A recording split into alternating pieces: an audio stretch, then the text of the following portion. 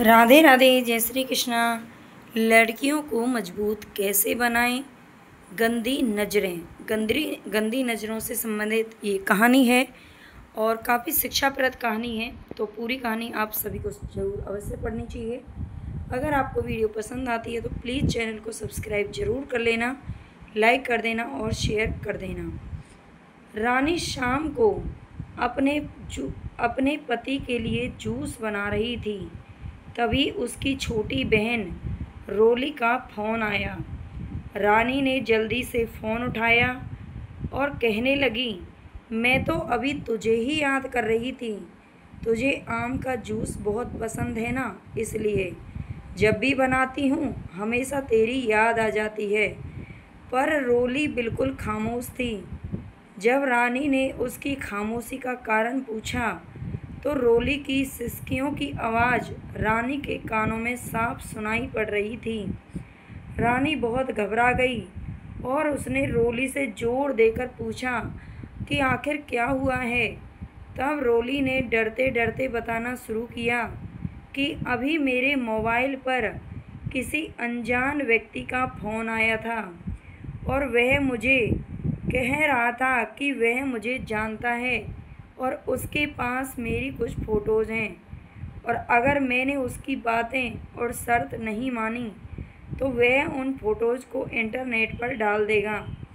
तब रानी ने रोली से कहा, ऐसे ही कोई गलत नंबर होगा, कोई सिरफिरा ऐसे ही तेरे मज़े ले रहा होगा, तो डर मत, कुछ नहीं होगा ऐसा वैसा। तब रोली ने घबराते हुए कहा, दीदी मुझे उस इंसान से डर नहीं लग रहा है, पर मुझे उसकी बातों से बहुत डर लग रहा है।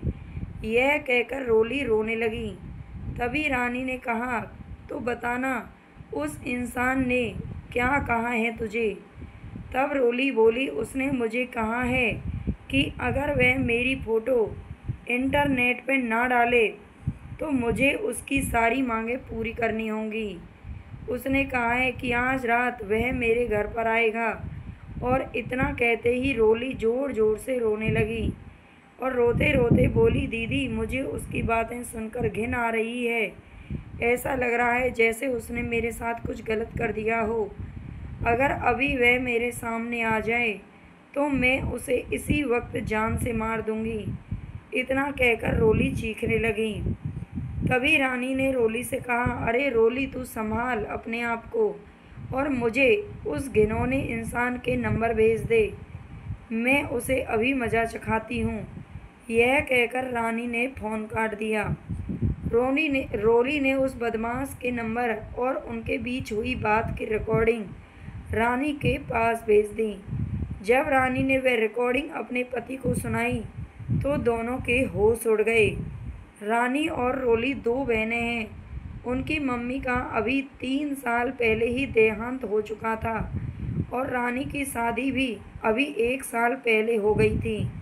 घर में बस अब उसके पापा और रोली ही रहते हैं। अब मोबाइल पर ऐसी धमकी भरी अश्लील बातें कोई भी बेटी अपने पिता को आसानी से नहीं बता सकती।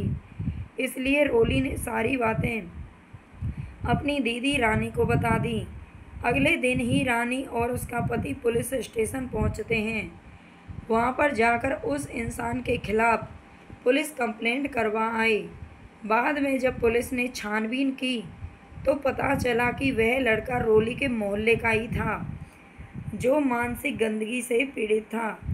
उसकी सोच और उसके विचार हर एक लड़की के प्रति घिनौनी नज़र रखते थे। उसे पता था कि रोली की मम्मी का देहांत हो चुका है और वह दिन भर घर पर अकेली रहती है और वो इस बात का फ़ायदा उठा सकता है। और वह लड़का अपनी बुरी नज़रों और घटिया बातों से रोली की आत्मा के साथ खिलवाड़ कर रहा था। पर बाद में जब उसे पुलिस ने पकड़ लिया तो उसे जेल की सलाखों के पीछे जाना पड़ा। आज भी हमारे समाज में उस जैसे मानसिक रोगी बैठे हैं जो हज़ारों लड़कियों की आत्मा के साथ खिलवाड़ कर रहे हैं। इनमें से कुछ लड़कियां तो ऐसी होती हैं जो बहुत मजबूत होती हैं, जो ऐसे रोगियों को अच्छा सबक सिखा देती हैं, और कुछ लड़कियां उनसे डर जाती हैं और उनकी मांगों को पूरा करते करते उनकी घिनौनी नज़रों का शिकार बनती हैं।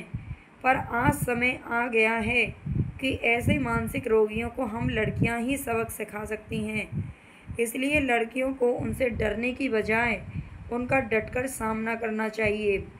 और मैं यहाँ पर और भी कहना चाहूँगी कि जो भी माता पिता हैं उन्हें अपनी लड़कियों या बेटों को सही संस्कार तो देने ही चाहिए, बल्कि बेटियों को या बेटों को शुरू से ही ये भी ज़रूर समझाना चाहिए कि अगर कल को उनके साथ कुछ गलत होता है तो उनके अंदर इतनी झिझक ना हो कि वो आपको कुछ बता ना पाएँ और डर के मारे बहुत सारे कुछ गलत कदम उठा दें। तो अपने बच्चों को ज़रूर समझाइए, खासकर लड़कियों को, कि अगर उन्हें कुछ भी गलत लगता है तो वो तुरंत आकर उसकी सूचना आपको दें, तभी वो कोई भी गलत कदम उठाने से बच सकती हैं। आपको ये कहानी अगर अच्छी लगी हो तो चैनल को सब्सक्राइब ज़रूर कर लेना। आप सभी लाइक कर देना और शेयर कर देना। अब प्रतिदिन आपको इसी तरह की वीडियोस मिलती रहेंगी। धन्यवाद।